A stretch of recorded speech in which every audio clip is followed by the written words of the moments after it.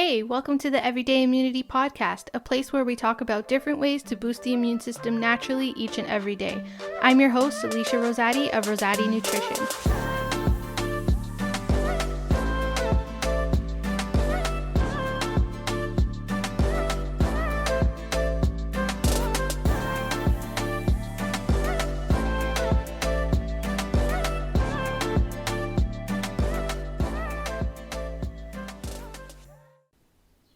Hey guys, welcome back to another episode.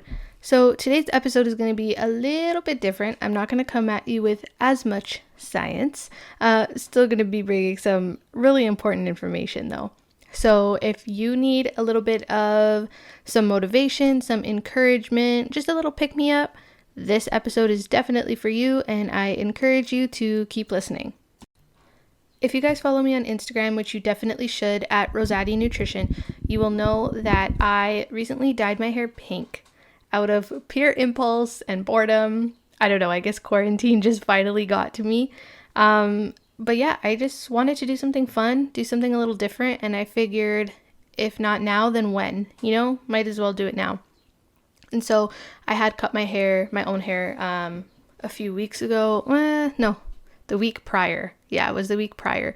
And I don't know if you guys know who Brad Mondo is. I'm obsessed with him. I love him. If you don't know who he is, go check him out on YouTube. He is like amazing. I love him so much. And he taught us on YouTube how to cut your own hair at home. And I followed the Brad Mondo method, and honestly, it turned out quite well. So 10 out of 10 would recommend. But yeah. So I had cut my own hair and I loved it. It's kind of a little bit more blunt, a little shorter, but it just wasn't enough. So I dyed my roots because they were showing and, just tried to get it back to that blonde. And it wasn't like I didn't love it and I was just bored with it. So I was like, you know what? Screw it. Like, we're going to dye my hair pink. I had some old Manic Panic in my closet from like high school from university. And I had just done like my tips back then to get back at an ex-boyfriend and I had it. So I was like, you know what? We're going to use it. This is going to be fun. And the whole point of this message is, as anecdotal as it is to just do it. Honestly, like, what's really holding you back? If it's something like your parents are going to kill you or kick you out of the house, I mean, maybe then don't do it. But if it's something like that, like coloring your hair, something that's not going to hurt anybody else or hurt yourself, go for it. Like, what are you waiting for? I know for me that was a really big thing. I was always worried about, what are other people going to think? Am I going to hate it later on? How's it going to look? Or how am I going to be good at this? Or, just so many thoughts run through your head. But I've come to realize that you really just need to do it. Just dive in, just do it. You may hate it, and then you fix it later on. Or you may regret something. Okay, do something to fix it. You may find out that you tried a new project and you absolutely suck at it. And that's okay. That is totally, totally okay. But the fact is that you did it. You don't want to go, living your whole life scared to do things. And then when it's your last leg, you realize like, wow, I wish I had done this when I was 24 years old. Or I wish I had done this when I was 30, 45, And that's the thing. Like, we're young now, at least I am. And I'm trying to take advantage of my 20s. Before I get married and before I start having kids, I want to do as much as possible that is really going to only impact me and my relationship right now. It's not like I have kids to worry about and kids' mouths to feed, right? So go for it. Take advantage of your 20s, 1,000% set up for your future. But have a little fun while you're doing that. There's no harm in that whatsoever. And I promise you, once you start to let go of the fear and the overthinking and what are other people going to say, you just become a lot happier. At least I found that. Because when you worry about what other people say or think, or if you're good enough, how good you're going to be at something, it takes up a lot of your mind space. And it can be really tiring, to always have these thoughts and emotions running through your head. Like, am I good enough? Is this enough? Whatever it may be. But once you release all of that, it's honestly like a weight has been lifted off your shoulders. So I encourage you, if there is something that you have wanted to try, have wanted to start implementing, you have wanted to do, you wanted to post, do it. If you were looking for a message that just told you, oh, well, if this happens, maybe I'll do it, or I'm not 100% sure yet, this is that message. Do it. And if you fail, that is okay. But a lot of people don't realize that your mental health actually has a huge connection with your physical health. So in holistic health and holistic medicine, the field that I'm in, we look at the whole body as a whole, right? So if you have digestive issues, it may not necessarily just be your stomach that has a problem or your gut. It could be a mental thing going on that's affecting your gut. There's so many different ways that the body is interconnected. And it's true, in conventional medicine, a lot of times, a lot of doctors just compartmentalize. And that's at no fault of their own, like that's how they're trained. That's the way that their medicine works. And sometimes it's useful. But I personally believe in the whole body being one and everything being interconnected. Your thoughts affect your muscle soreness, your gut efficiency, like your whole body works together as one. And oftentimes people, let's take weight loss as an example. People say, oh, well, I want to lose weight. Why can't I lose weight? I'm just going to work out like crazy, or I'm just going to not eat, or whatever it may be. And they still don't lose weight. Why is that? Because their mental state is not up to par at the moment. Stress, a lot of that is, mental stress and emotional stress. That has an effect on how well you can burn fat and how you carry your weight. People don't remember that connection. I feel like people look at mental health as one thing, as like really just depression and anxiety, and they don't link that with other conditions that you may have or the way that your body works all as one. And I really think that's kind of sad, because like I said, like, yes, your brain controls everything, like your physical movements and your thoughts and whatnot. But how do those thoughts that your brain create have an effect on the rest of your body and how it works? So number one thing you have to do is change your mindset. I encourage you, change your mindset. There was even a study or an article published on Science Daily, and it comes from the University of California, San Diego. So researchers looked at some seniors living in like a long-term care home and looked at all different factors and how it related to their health. So they looked at things like wisdom, loneliness, income, and sleep quality, and how that impacted their physical and mental functioning. And there was a quote in the article that really stuck out to me, and I just kind of want to break it apart a little bit for you guys. So it says, cognitive function was significantly associated with physical mobility, wisdom, and satisfaction with life. So cognitive function is like how well you can understand things, like for example, people with Alzheimer's or dementia don't have as well cognitive function because they have those diseases, right? So cognitive function is just like, can you understand what I'm saying? Can you still think clearly? Is your memory there? That kind of thing.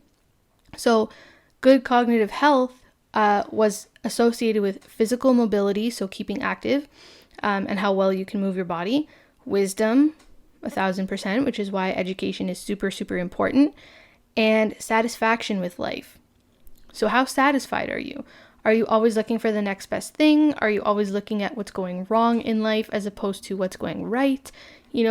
Just be satisfied with where you are in life. And apparently research shows that that's really good for cognitive ability. Now, for people like me who know that they have the Alzheimer's gene, that's kind of important because I have an increased risk of developing Alzheimer's, which would mean my cognitive function decreases and declines. Obviously, I don't want that. So, are there things that I can do now to preserve my cognitive function and reduce my risk of Alzheimer's as much as possible? And apparently there is. Keeping active and exercising, wisdom, always exercising your brain. There's physical exercise and there's mental exercise, and I think they're both equally as important. And then finally, satisfaction with life. So are you satisfied? I always used to look for the next best thing, and I've come to realize now I need to be happy with where I'm at. I can still have my goals for the future, but I need to be happy with where I'm at, that just makes you a lot happier, and it also helps your mental well-being in total. Now, the next line says physical health was associated with mental well-being, resilience, and younger age. So we all know, as we age, your physical health declines because you're aging. Simple as that. Resilience, how strong are you? How well do you fight off disease? But the final one is physical health was associated with mental well-being. So apparently there is an actual scientifically proven link between your physical health and your mental well-being. So that just goes to show right there that there is a link between your brain and your body. They're not compartmentalized. They work together in tandem. So if you want to take care of your physical body, you need to take care of your mental well-being. If you want to take care of your mental well-being, you need to take care of your physical body, because science proves that there is a link between how well the two work and how well they work together. And the final sentence that I want to touch on says mental health was linked to optimism, self-compassion, income, and lower levels of loneliness and sleep disturbances. But I really want to touch on optimism and self-compassion. I feel like we are so hard on ourselves, and in a way it's good, push yourself, motivate yourself to be better, to do better, to achieve your goals, smash all your dreams, for sure.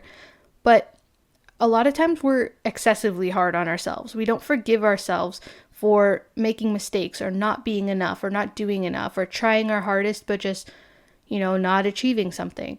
And I used to do that as well. It's really not good for your mental health to be so critical of yourself and just so hard on yourself and not as forgiving. At the end of the day, you're just human. We're not perfect. As much as we try to be, we are not perfect. So, just be a little bit more compassionate with yourself. Be friendlier to yourself. I feel like so many of us can be nicer to other people than we are to ourselves. And that's a shame. You should be nice to other people, don't get me wrong, but you got to live with yourself for the rest of your life. You are the only person that you have to live with every single day for the rest of your life. All hours of the day, all minutes of the day, all seconds of the day. It's you. So if you're not friendly to yourself, how can you expect other people to be friendly to you? That's a big one. And the final thing is optimism, which was also linked to mental health. Being optimistic. I used to be so pessimistic and I was depressed. I had a really, really bad mental state. I always used to look at the negative, and I know a lot of people do that as well. But rather than looking at everything that's going wrong, look at the things that are going right. And that will encourage you to keep going. That will push you and motivate you to keep going. You need to be your biggest motivator, your biggest cheerleader, your biggest support system. It's you. Like I said, you are the only person that you have to live with for your entire life, every second, every minute, every hour of the day. It's you. So if you're not nice to yourself, if you're not optimistic with yourself, you are your own biggest downfall. Would you rather be your own biggest downfall or your own biggest support system that's going to push you in life? I think you should push yourself and motivate yourself, be kind to yourself, be there for yourself. You got this. If you're listening to this right now and you made it this far, that means that you want the best for yourself. So I applaud you on that. You can do anything that you put your mind to, physically, mentally, emotionally, spiritually, whatever your goals are. If you put your mind to it, you can do it. And that's why your mind is everything. Mindset is everything. What does your mindset look like? Does your mindset look like what you want it to look like, or do you have room to improve? I think we all have room to improve, but if you can accept that and you know you have room to improve, you're already on the right track and you will do so many good things in your lifetime. But I'm not going to lie, sometimes we do go through hardships and that can have a really big negative effect on our mental health, our mental clarity, and our mental state. And that's okay. You need to experience the ups and downs in life, like the highs and lows. You need to experience that, because if you don't experience the lows, how can you appreciate the highs? And that's okay. It's all about knowing how to bounce back from it. Everything that goes down has to come up. Everything that goes up must come down. So it's how you come back from those negative dips is how well you are going to project forward in life. But sometimes it's hard to know what tools are best for us to use to push through a stressful situation or a hard situation and come through on top. And now this is going to look different for everybody for what works best for you, and that's totally okay. A lot of people like journaling their feelings, and that helps them get it all out and encourages themselves and motivates themselves to keep moving forward. For me, I hate journaling. I'm not a journaling person. I'll start for maybe 3 days and then I give up. But that's okay. I know that it doesn't work for me, so I do other things. Some people are very disciplined and determined, and they know that if they just hammer it out in the gym or get in a good workout, then their mental state will improve and they'll feel a lot better. And if you know that that works for you, do it. Doesn't work for everybody, and that's okay. Some people need to go for a walk, get some fresh air. That's usually me. Once I go for a walk and I'm out in nature, my mental state will go from like super, down in the dumps and I hate life and, nothing goes right for me. And I go on a quick 30-minute walk and I'm like, wow, I got this. Like, this lesson taught me something and I needed to go through this to be a bigger, better person. Like, I got this. I'll be okay. So I know that that works for me. Now, being in nature might actually be good for a lot more people. So if you don't already spend a lot of time out in nature, I seriously and highly encourage you to do so, because according to the science, that could be huge for helping your mental state. Again, on Science Daily, an article came from the University of East Anglia, which is in the UK, and they studied data from about 20 countries, including the UK, the US, Spain, France, Germany, Australia, and Japan. And they found that being out in green space, so in nature, whether it be a forest or whatever it may be, even if you just go outside for a walk and there's trees in your neighborhood, still considered green space. But being out in nature actually reduced your risk of stress and a bunch of other conditions like type 2 diabetes, cardiovascular disease, premature death, all of that stuff. So if you can go outside for a quick walk or, go sit underneath a tree, go sit in a park, listen to the birds chirp, something, and that's going to help your mental state, but it's also going to help your physical body, girl, do it. I mean, it's a free form of stress relief, a free form of healthcare, a free way to just take care of yourself, and it really doesn't require as much work as going to the gym and working out, which I still encourage you to do, but a less stressful and less taxing way of doing it. So like I said, again, if you have made it this far in this episode, I applaud you. I really encourage you to work on your mental space. People put so much pressure and emphasis on being physically healthy that they forget to be mentally healthy. And mental health is equally as important as physical health, and the two definitely do work together. Your mental state will, it has an effect on how well the rest of your body works. So if you want your physical health to be up to par, I'm sorry, but you have to work on your mental health. So journal, go for a walk, go to the gym, whatever works best for you, do it, get your headspace right, and it'll get your body right. So yeah, that's my little rant and my little spiel for you guys. I seriously hope that you are all staying sane and happy and healthy during this quarantine. And if you need to dye your hair pink to feel better about yourself, just do it. All right, guys, it's been a pleasure talking to you. This has been your host, Alicia Rosati of Rosati Nutrition, and I cannot wait to talk to you in the next episode.